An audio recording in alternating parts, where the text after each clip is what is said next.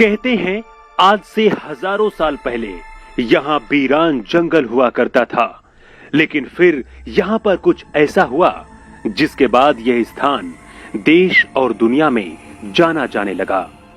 ये वही त्रिकूट पर्वत है जिसके बारे में हम अपने धर्म ग्रंथों में पढ़ते आए हैं। दुनिया की 52 शक्तिपीठों में से एक मध्य प्रदेश के सतना जिले में स्थित यह मैहर धाम भी शामिल है। विंध्य पर्वत श्रेणियों के बीच त्रिकूट पर्वत पर मां शारदा देवी का यह मंदिर है। यह मंदिर करीब 550 मीटर की ऊंचाई पर बना है।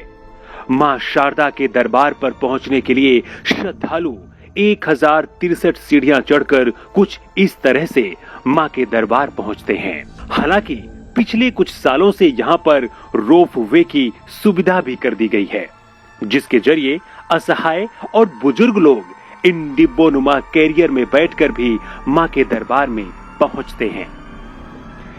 यहां पर एक मान्यता है कि मां के सबसे बड़े भक्त 2 भाई आल्हा और उदल हैं, और यही वजह है कि सैकड़ों साल पहले मरने के बाद भी कहते हैं कि आल्हा हर दिन सुबह सबसे पहले मां की पूजा करने के लिए मंदिर में आते हैं।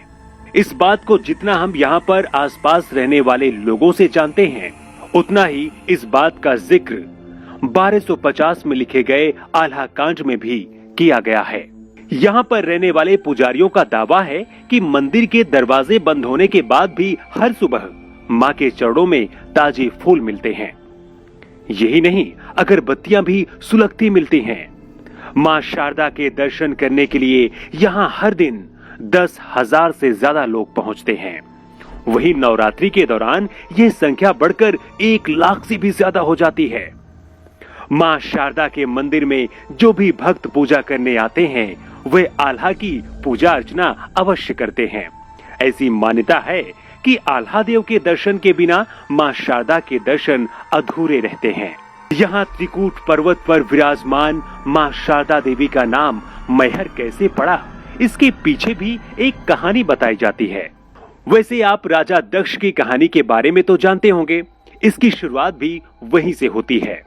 कहते हैं जब माता सती अपने पति भगवान शिव के अपमान से दुखी होकर यज्ञ अग्निकुंड में कूदकर अपने प्राणों की आहुति दे दी थी। भगवान शंकर को जब इसके बारे में पता चला तो वो क्रोध से पागल हो गए।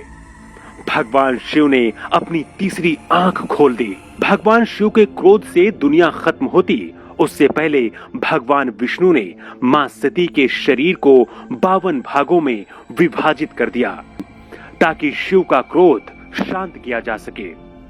इस तरह मां सती के अंग जहां जहां गिरे वहां शक्तिपीठों का निर्माण होता गया।